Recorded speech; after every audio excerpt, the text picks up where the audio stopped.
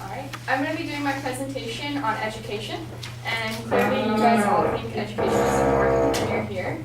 So I'm going to make a statement that I think education is the backbone of society and that we should take it seriously. So my claim today, what I'm going to be talking about is homeschooling is ineffective for K through 12 education, and we should care about this because the kids that we're educating K through 12, this is their first shot at education, and we want it to be quality so that they'll be our future lawyers, doctors, etc. So the claims that I'm going to go through are that homeschooling allows for unqualified people to teach. Problem children can sometimes be homeschooled as a last resort. And then finally, that homeschooled children are sheltered from struggles that they're going to encounter in the real world. So my first point, that that homeschooling allows unqualified teachers to teach students is in California, one of the ways that you can homeschool your kids is you file a private school affidavit. So basically what the private school affidavit lets you do is call your home a private school, and the law that says that from the Homeschooling Association of California, they translated the law into layman's terms so it'd be easier to understand for us. Anybody that they don't have to have a credential. So we have teachers in public schools and private schools that have credentials. By filing this private school affidavit, the parents don't have to have a credential and they're allowed to teach. Also going on to that point is we've all had teachers that they even have a credential and they're not good teachers. How can we expect people that don't have teaching credentials to teach children effectively? And then also parents can skip parts of education intentionally or unintentionally. So if you have someone that's homeschooling their child and they barely finished high school, they might not be able to teach complex concepts to their students, their kids. Moving on to my second point, that problem children can sometimes be homeschooled as a last resort. Independent study programs, which are put on through public schools,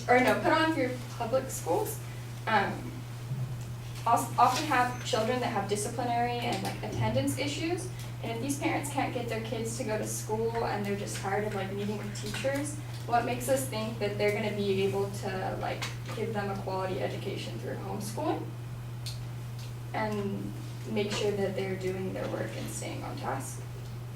And then my final point is that homeschooled children are sheltered from struggles they will encounter in adulthood. So I read this one article, and the lady she had a doctorate in African American studies. Her name was Emma, I forget her last name. The last name was Emma, and that there has been an influx in recent years of African American people homeschooling their children, and the state she was in, which was Pennsylvania, one of the main reasons that they were homeschooling their children was for their children to avoid racial biases, maybe that the teacher wouldn't teach them as well because they are African American. And I never thought of it from this perspective, so that the actual study that she did was really interesting to read, that these students are being sheltered from something that they might encounter in adulthood. So I think the parents are kind of doing their children an injustice by homeschooling them. And then a lot of parents homeschool their children so that their children aren't exposed to sex, drugs, alcohol, etc., all the stereotypical high school things. This can be detrimental to the students because when they hit the real world, chances are they're going to encounter this at some point, whether it be in college when they go to college or just in life. And that if they're not exposed to these in a controlled setting in high school, or elementary school, probably not, but how are they going to know how to handle these things in adulthood? And then also homeschooling can restrict a child to only their parents' religious and cultural views and their parents' biases. Whereas even in private schools, if you went to a private religion school, you're still going to get different interpretations on different issues. Homeschool children are only going to have their parents, or are more restricted to what their parents are homeschooling them on, and they might not know how to handle different views when they get to the real world.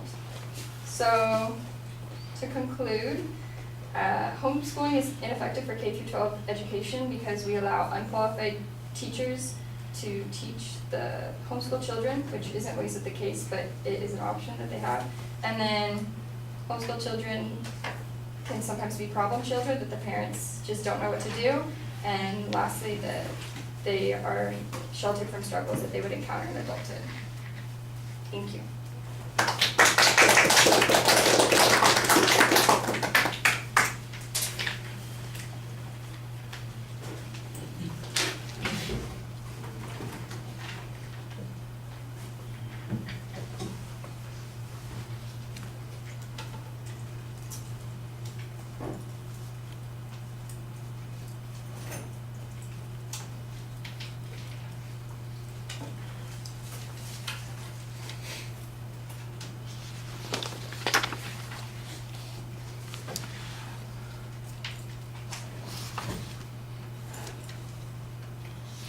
All right, well, the proposition's identified, and there is a preview of the supporting structure at the beginning, so structurally things are pretty good. In the body of the speech, you also signpost those secondary points as you get to them, so that's also fairly reasonable. Most of the points you have a lot of explanation and hypotheticals on, so I understand the position that you're taking. What's missing is any proof for these kinds of things. You've got a lot of hypotheticals, what if the child has a discipline problem, or how can we expect a child who has this kind of problem, the parent can't get them out of bed to learn anything in homeschools. Those are nice questions, but they don't make a declarative statement, and they don't offer any proof for the declarative statement that is implied by the question. And that, I think, is problematic. The closest you go, at the beginning, you had a couple of pieces of factual data about how they can file for, to be a private school, private school affidavit. Jiminy crickets, I'm having trouble saying that word today. File that form.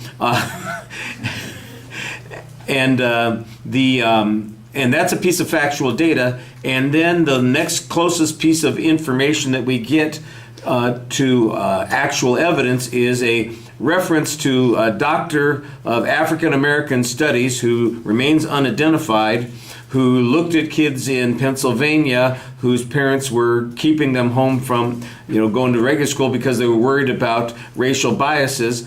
And, that's a very vague quote on that.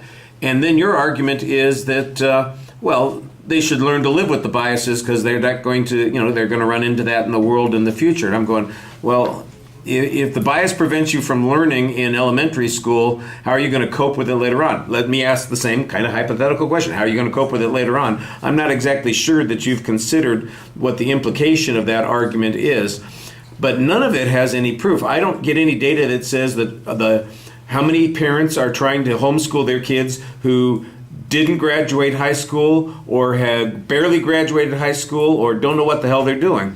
I don't have any data that talks about how well kids do who are homeschooled versus kids who go to public schools or to other private schools that are not homeschools. So we don't have any comparative data that's going on there. The discipline issue is typically an argument that gets used for justifying some homeschool things, and my understanding is that a lot of children thrive in those situations where they have the problem with like attention deficit and all those kinds of things. It's difficult to manage them in a bigger group context, but in an individual context it might work better. I don't have any evidence on it that I can show you at the moment, but you don't have any evidence on it that says that there's a problem here. So it's really kind of just kind of this assertion at this point, and we need some data to prove those points. All right, I'm going to stop there. Let me